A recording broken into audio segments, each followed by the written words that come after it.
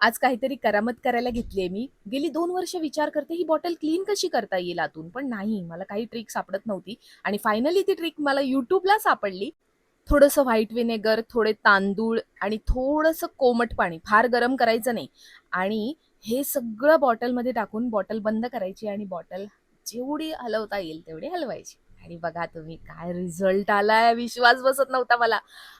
व्हिनेगरचा smell येऊ नये म्हणून विम लिक्विड टाकून मी पुन्हा बॉटल स्वच्छ करून घेतली. हं, एवढं मोठं काम करून मी दमले होते आणि त्यामुळे मला स्ट्रॉंग कॉफीची खूप गरज होती. स्वतःच्या हाताने बनवली ती आणि प्यायल्यानंतर आहाहा! जो काय आनंद आहे. न्यूमरोलॉजी स्टडी माझं सुरूच असतं पूर्ण दिवस. सो थोडंसं लिखाण केलं आणि आज माझ्या भावाने कांतारा फिल्मची तिकीटं काढली होती. सो आम्ही गेलो फिल्म बघायला.